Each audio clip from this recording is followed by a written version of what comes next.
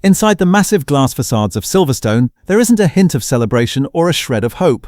Lawrence Stroll's billion-dollar investment, Adrian Newey's legendary genius, and Fernando Alonso's unquenchable ambition, this partnership, once hailed as the dream team on paper, has devolved into the paddock's greatest tragedy as they board the flight to Melbourne. The embarrassing pre-season tests in Barcelona and Bahrain proved to the world that the AMR26 is not just slow, it is a self-destructing structural wreck. Now a single question echoes through every corner of the paddock: who is to blame? With Newey accusing Honda of incompetence, and Honda firing back that Newey demanded the impossible, this massive blame game is about to ignite a civil war at Albert Park. Today, we lay bare exactly how the 2026 revolution turned into a total catastrophe. When Adrian Newey arrived at Aston Martin following his glory years at Red Bull, he was treated like the king of the paddock. Today, however, Newey's finger is pointed squarely at Honda's battery technology.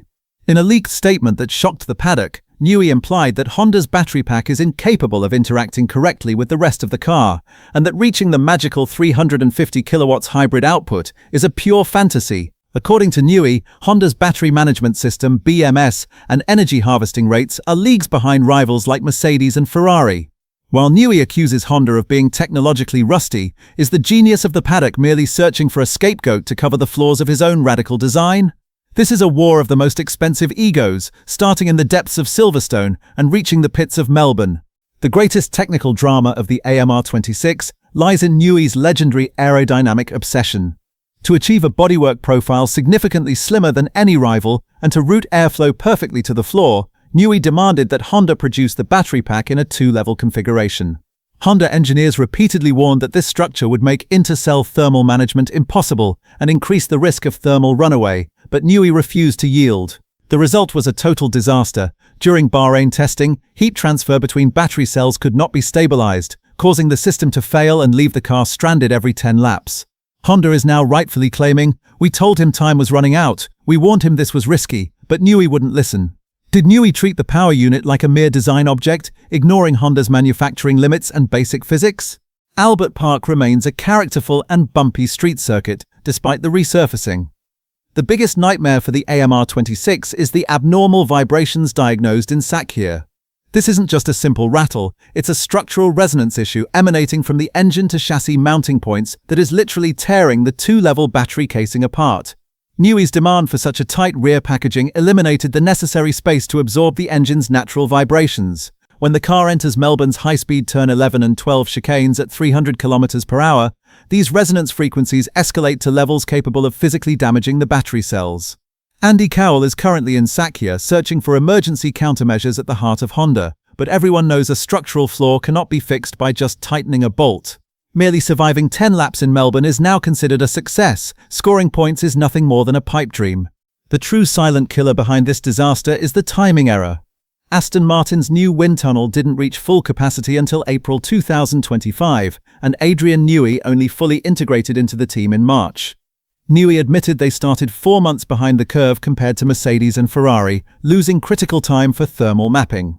While rivals were freezing their aero concepts during the winter and moving into reliability testing, Aston Martin was still debating whether the battery should be two-level or single-level. When Newey's aggressive vision collided with limited time, the result was an underdeveloped, untested beast that is entirely unready for a bumpy track. The updates brought to Melbourne are purely for survival, not performance. This 4-month wind tunnel deficit is the only answer to why the AMR26 looks like unfinished homework compared to its rivals. While Aston Martin is busy debating who should be fired, Ferrari is delivering an engineering masterclass at the other end of the paddock. That small, ingenious exhaust flap Ferrari placed right behind the tailpipe is worth a staggering half a second, 0.5 seconds per lap. Ferrari found a legal loophole through their clever gearbox and differential placement. Meanwhile, Aston Martin can't even run its engine at full capacity because of Newey's two-level battery stubbornness. While Ferrari engineers emerged victorious from a 6-week FIA approval process, Silverstone is holding finger-pointing sessions. This is the difference between Ferrari's systemic discipline and predictability versus Aston Martin's internal ego war. Melbourne will certify the massive chasm between Ferrari's half-second secret metal trick and Aston Martin's shuddering wreck. Defending champions McLaren have opted for a defensive but solid start to 2026. Andrea Stella openly admits their car is currently over the weight limit, but emphasizes that the engine-chassis harmony is perfect. McLaren plans to play the counter-attack game at the start of the season, capitalizing on rival blunders. Meanwhile, Mercedes remains the Paddock benchmark in raw power. With their new Petronas fuels, rumors suggest their engine has surpassed the 420 kilowatts over 570 horsepower threshold. While McLaren and Mercedes wrestle with solvable issues like weight or fuel, Aston Martin is dealing with a structural catastrophe where the engine and chassis are physically destroying each other. Although Lando Norris and Oscar Piastri aren't the title favourites, the tragedy unfolding at Aston Martin automatically makes them the prime podium candidates in Melbourne. Aston Martin's dream team is currently providing nothing but an object lesson for the rest of the Paddock Titans. When race day arrives at Albert Park, the criteria for success for Aston Martin is no longer scoring points, it is merely seeing the checkered flag in one piece. Unable to use full hybrid power in the 4 straight mode zones, the AMR26 will be a sitting duck for its rivals on the straights.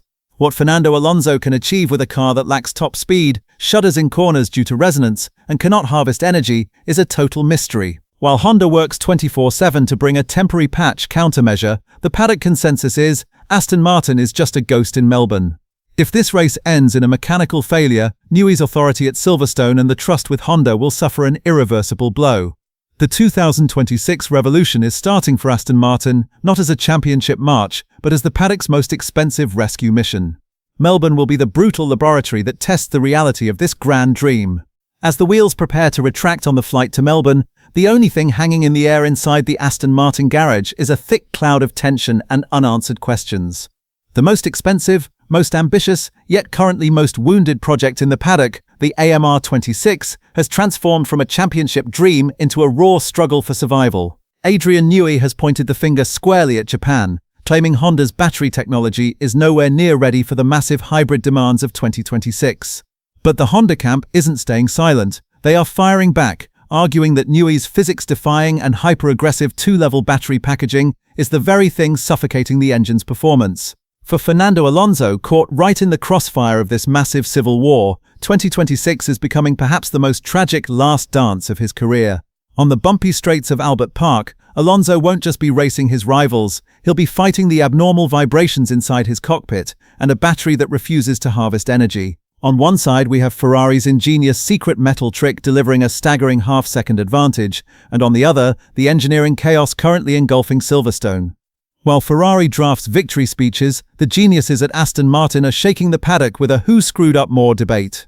Will this dream team collapse under its own weight on the unforgiving asphalt of Melbourne? So who is the true villain in this AMR26 disaster? Is it Newey's boundary-pushing genius that ignored the practical limits of cooling and packaging, or is it Honda's battery technology that was caught off guard by the 2026 hybrid revolution? Will this car even see the checkered flag in Melbourne, or will the figures being blamed at Silverstone be forced out of the paddock? Let's ignite the debate in the comments. Who is to blame for this massive chaos, and what is Aston Martin's Melbourne fate? Can Ferrari's secret weapon decide the title race in Week 1? Don't forget to subscribe and hit that notification bell for the final explosive news and telemetry leaks straight from the Melbourne paddock.